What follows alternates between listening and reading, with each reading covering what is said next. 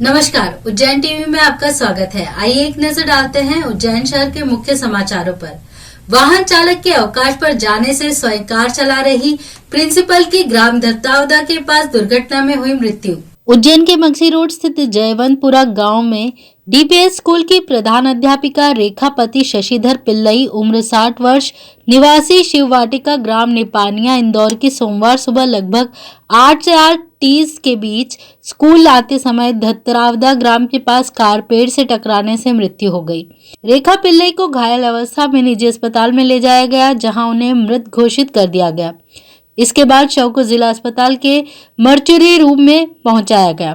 मृतिका के परिवार में पति शशिधर पिल्लई और एक बेटा है जो सिंगापुर में सर्विस करता है। जानकारी के अनुसार मृतिका का ड्राइवर ग्राम करौंदिया निवासी अरुण प्रतिदिन उन्हें लाने ले जाने का कार्य करता है।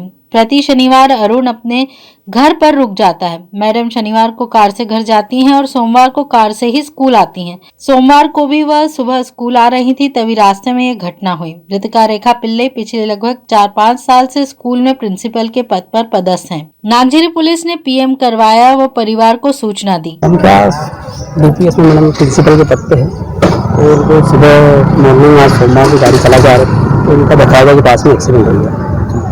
सैटरडे संडे नहीं चलाते गाड़ी और बाकी दिन में चलाते गाड़ी। कब से मैडम यहाँ पर सर्विस कर रहे थे? कहाँ रहते हैं, क्या कर रहे हैं? 4-5 साल हो गए इंदौर रहते मैडम, देवास में था। डेली अप डाउन कहाँ पर एक्सीडेंट हुआ ये बताओ गाँव में स्टेशन में घटना सुबह करीबन 8-8:30 बजे की है। कहाँ ले गए थे इनको फिर यहाँ पर अस्पताल? फंड की कमी के चलते शहर में कभी भी गहरा सकता है जल संकट। लंबे समय से अटके हैं पाइपलाइन व उपकरण मरम्मत कार्य। शहर की जल प्रदाय व्यवस्था नगर निगम की अनदेखी के चलते कभी भी लंबे समय के लिए ठप हो सकती है। कारण नई मशीनें तो दूर, पुरानी का संधारण करने तक के लिए पीएचई के पास फंड नहीं है। हाल यह है कि जिन मुख्य पाइपलाइनों से शहर में पानी पहुंचता है, उन्हें सहारा देने वाले पेडल स्टैंड्स सीमेंट कंक्रीट के ठिए की 18 सालों से मरम्मत तक नहीं हुई। नतीजतन आए दिन जल संकट की स्थिति बनी रहती है। अंबोदिया के नजदीक मुख्य पाइपलाइन लीकेज व गौघाट प्लांट पर मोटर पंप खराब होने से रविवार को आधे शहर में जल प्रदाय नहीं हुआ। वहीं आधे शहर में कम दबाव से पानी आया। इसके चलते रहवासियों को पानी के लिए परेशान होना पड़ा। दोपहर में महापौर मुकेश टटवाल व जल कार्य समिति प्रभारी शिवेंद्र तिवारी ने पीएचई इंजीनियर के साथ गौघाट और गंभीर डैम प्लांट का निरीक्षण किया। इस दौरान संधारण की बड़ी कमी सामने आई। कई मशीनें वर्षों पुरानी हो चुकी हैं, वहीं सिविल वर्क की भी मरम्मत नहीं हो पा रही। पीएचई अधिकारियों ने फंड की कमी के चलते संधारण नहीं हो पाने और जैसे तैसे छुटमुट कार्य कर पाने की जानकारी महापौर को दी। महापौर टटवाल ने भी स्थिति पर चिंता जताई। मौन तीर्थ के पीठाधीश्वर सुमन भाई जी का महामंडलेश्वर के रूप में पट्टाभिषेक किया गया। 13 अखाड़ों के संत रहे मौजूद। उज्जैन श्री मौनी तीर्थ पीठ के पीठाधीश्वर डॉक्टर सुमन भाई 1008 महामंडलेश्वर स्वामी डॉक्टर सुमानंद गिरी जी महाराज बन गए। गंगा घाट स्थित आश्रम में आयोजित पट्टाभिषेक कार्यक्रम में पंचायत अखाड़ा श्री निरंजनी के आचार्य महामंडलेश्वर स्वामी कैलाशानंद जी महाराज ने महामंडलेश्वर की विधि करवाई। इस दौरान 13 अखाड़ों के प्रमुख और उनके प्रतिनिधि मौजूद थे। कार्यक्रम में उड़ीसा के राज्यपाल प्रोफेसर गणेशी लाल, राजस्व के मालवा प्रांत के प्रचारक बलिराम पटेल, महापौर मुकेश टटवाल, सांसद अनिल फिरोजिया, विधायक रामलाल मालवी, निगम सभापति कलावती यादव, अनिल जैन, कालूहेड़ा, मदन लालावत उपस्थित थे। शुरुआत में बंगाली महिलाओं ने शंखनाद किया। अखिल भारतीय अखाड़ा परिषद के अखाड़ा परिषद स्थानीय कार्यालय राष्ट्रीय अध्यक्ष रविंद्र पुरी जी महाराज और पंचायत अखाड़ा श्री निरंजनी के सचिव राम रतन गिरी जी महाराज, आचार्य महामंडलेश्वर कैलाशानंद जी महाराज के साथ मंच पर सभी अखाड़ों के प्रमुख, जिनमें श्री महंत रामेश्वर गिरी महाराज, थानापति देवगिरी महाराज, थानापति महंत विद्या भारती महाराज, श्री महंत सत्यगिरी महाराज, थानापति गिरी महाराज, ब्रह्मचारी कृष्णानंद महाराज, महंत समुद्रगिरी महाराज, महंत मुकुंद पुजारी महाराज, श्री महंत रामचंद्र दास जी महाराज, श्री महंत दिग्विजय दास महाराज, महंत लाल दास महाराज सहित अन्य अखाड़ों की ओर से आए संतों व महामंडलेश्वर महाराज ने चादर विधि की। चादर विधि के बाद संतों ने पुष्पार्चन किया। इस दौरान करीब आधे घंटे तक सुमनानंद गिरी पर गुलाब के पुष्पों की वर्षा की गई।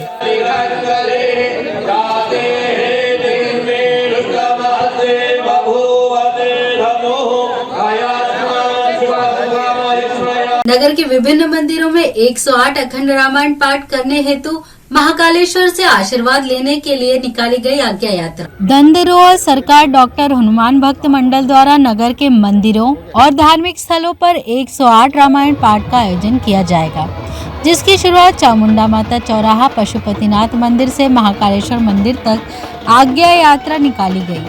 संयोजक भानु भदौरिया ने बताया कि यात्रा को कई संतों का आशीर्वाद प्राप्त हुआ। अखंड रामायण पाठ हेतु भगवान महाकाल का आशीर्वाद लेने हेतु ये यात्रा निकाली गई, जिसमें बड़ी संख्या में धर्मपरायण जनता सम्मिलित हुई। कार्यक्रम में सांसद अनिल फिरोजिया, वरिष्ठ नेता माखन सिंह, भाजयुमो अध्यक्ष यशवर्धन सिंह, पार्षदगण व कई अन्य भाजपा पदाधिकारी उपस्थित रहे।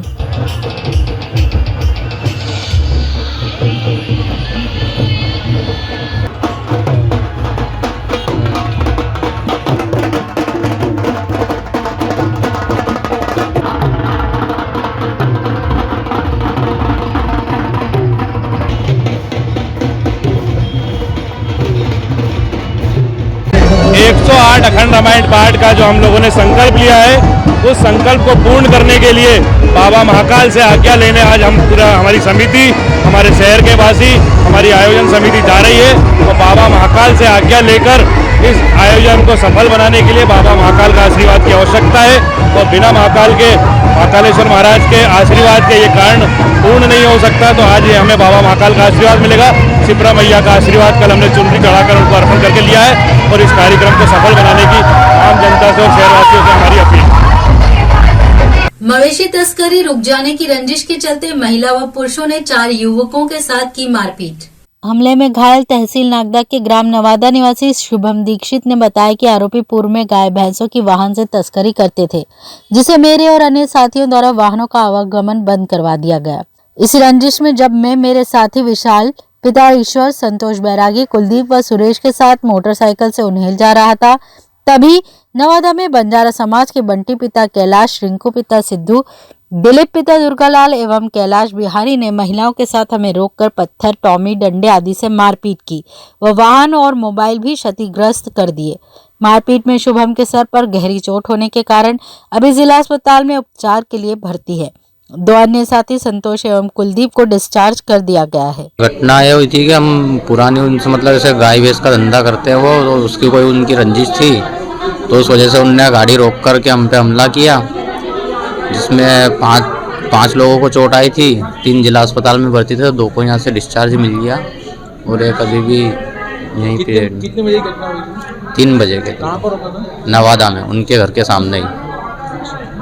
और कितने लोगों ने आपसे मारपीट की? वहाँ पे तो बहुत सारे लोग हैं, 50-60 महिलाएं आ गई थी। उनने पथराव किया, जिसमें मेरा मोबाइल भी फूट गया, हमारी मोटरसाइकिलें भी उनने फोड़ दी और 8-10-15 लोग भी थे उनके साथ में, बच्चे सब पूरे मतलब पूरी समाज के लोग आकर के हमला किया। वहाँ पे कुछ लोगों के नाम वो बंटी, सिद्धू और रिंकू, दिलीप, ऐसे कुछ नाम है उनके, और आधों के नाम भी पता नहीं है मेरे को।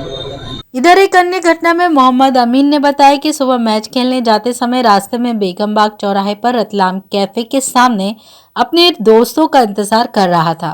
वहीं पर चाय पीते समय इरशाद कुरैशी ने आकर मेरे साथ मारपीट की। इरशाद मेरी बहन का देवर है और वे उसे परेशान करता है, जिसकी समझाइश हमने उसे दी थी। उसी विवाद में उसने हमला कर दिया। मैच खेलने जा रहा था, अपने साथियों का इंतजार कर रहा था, तो सामने से वो इरशाद करके लड़का है, भैयू पेंटर का लड़का, वो लट लेके आया और मेरे पर हमला कर दिया, जानलेवा हमला। सर में भी ऐसा कोई विवाद नहीं था।